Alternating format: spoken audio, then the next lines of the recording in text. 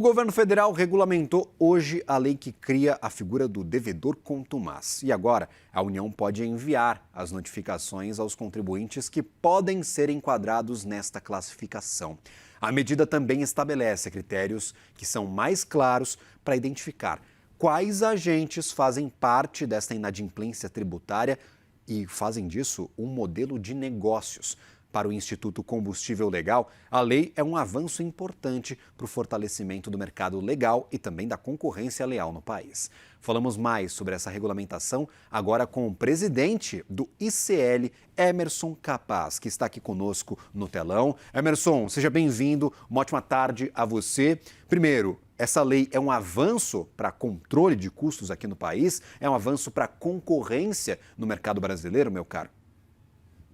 Boa tarde, Gabriel, e aos telespectadores. É um avanço extremamente importante. Você sabe que o setor lutou por aprovação dessa lei, que estava travada há 8 anos no Congresso Nacional. Depois da Operação Carbono Oculto, nós conseguimos fazer com que saísse do Senado em 7 dias depois e fosse para a Câmara. Foi aprovada na Câmara no final do ano, e aí dependíamos da regulamentação que saiu hoje, pela Receita Federal e pela Procuradoria-Geral da Fazenda Nacional. Uma regulamentação extremamente importante. A caracterização do devedor contumaz é fundamental para o combate ao crime organizado e principalmente para a concorrência leal entre empresas que pagam seus tributos e que acabam tendo que competir com outras que não recolhem, sonegam, adiam, entram na justiça e fazem toda uma cicana tributária para não pagar e concorrer de forma desleal, porque os tributos hoje, no caso de combustíveis, são de 30% a 35%. Só que esta lei, Gabriel, hoje, ela vale para todos os setores da economia. Essa regulamentação pega fumo, bebida, combustível, fármaco. Onde você tiver um devedor contumaz, esta caracterização regulamentada hoje vai poder enquadrar esta empresa. Ela tem um prazo de defesa, mas a partir daí ela vai participar de uma lista de devedores contumazes que será divulgada pela Receita Federal.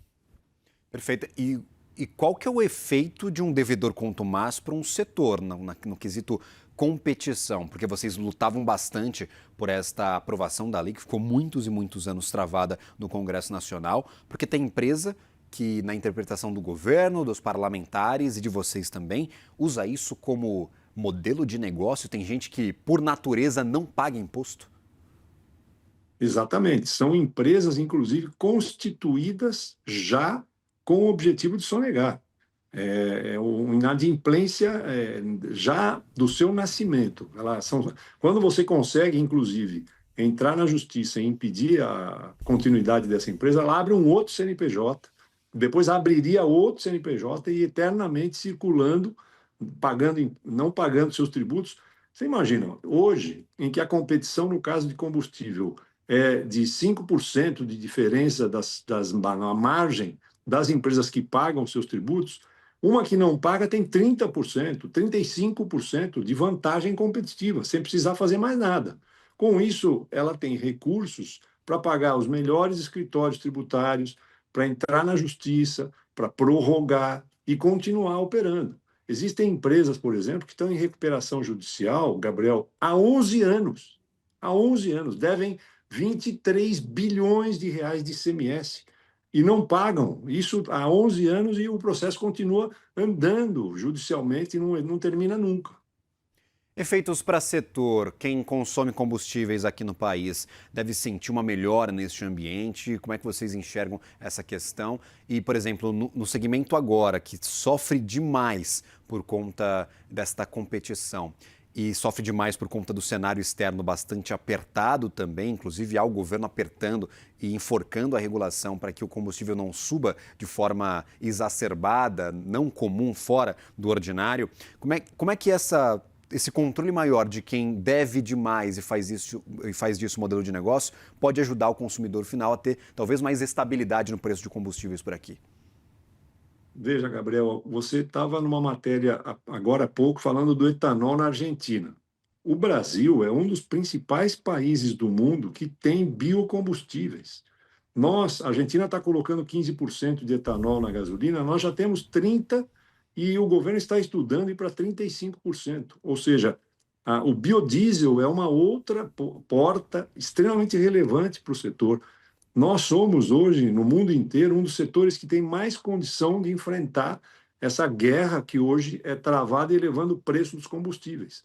Então, eu acredito que a luta pelo devedor contumaz ela é extremamente importante e ajuda. O ano passado, por exemplo, foi o melhor ano da história do setor no combate ao crime organizado, seja pelas operações da Polícia Federal, Carbono Oculto, Quasar e Poço de Lobato, seja por um trabalho enorme de regulamentação de legislações como essa, que acaba de sair, essa regulamentação, e que vai nos permitir aumentar investimentos no setor, geração de emprego, concorrência leal. E, obviamente, nós estamos vivendo um momento muito difícil, né? A gente fala em competição, mas lá fora, como a gente importa diesel, você tem aí 30% da importação de diesel de fora com preços absurdos e que estão chegando com 40% de aumento. Então, as empresas têm que se ajustar. E aí, neste sentido que eu digo, por exemplo, o biodiesel hoje também ajuda a enfrentar, porque hoje o biodiesel está num preço equivalente ao próprio diesel. Então, ele facilita também, no caso do diesel, para que você não tenha uma explosão maior de preços. Vocês são favoráveis, no caso, a um aumento, talvez, da composição dos biocombustíveis no combustível que é entregue ao consumidor?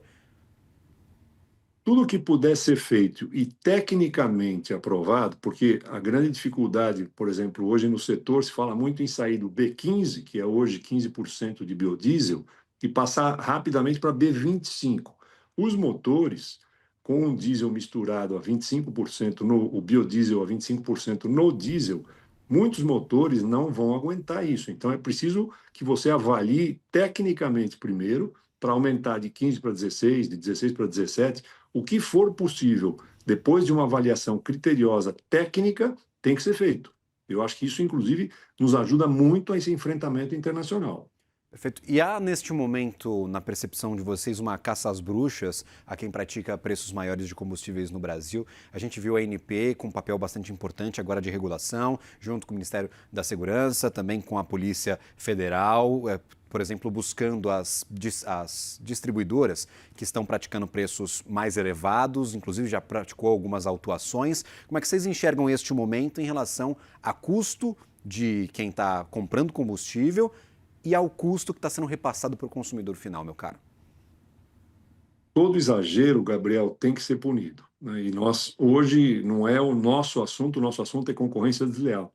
Mas eu, como uma pessoa dentro do setor de combustíveis, eu entendo que hoje nós estamos vivendo uma deformação do mercado. O mercado não está funcionando corretamente porque quem tem estoque olha o preço internacional e tem que repor aquele estoque.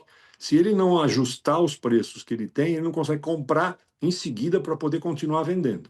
Então, você tem uma desregulação na cadeia produtiva como um todo que atrapalha o fluxo de produtos. Para nós, o importante é não faltar produto, e não está faltando. Pontualmente, em um estado, por exemplo, no Rio Grande do Sul, você tem problemas pontuais. A Petrobras tem feito um trabalho importante de manter esse fluxo para que você não tenha falta de combustível.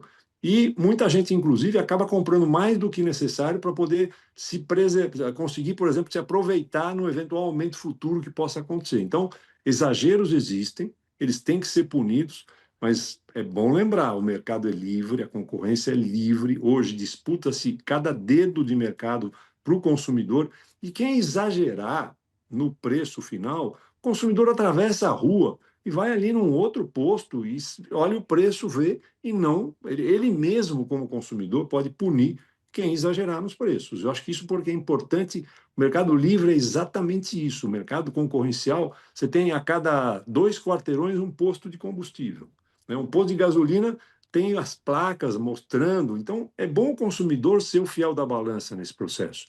Como nós não temos fila, nem temos vamos dizer, hoje do que em alguns países estão enfrentando filas homéricas para comprar o seu combustível para o veículo, nós ainda temos essa chance de poder escolher, né? Entrar, ver, não gosta. Se prestar muito alto, eu vou colocar em outro posto.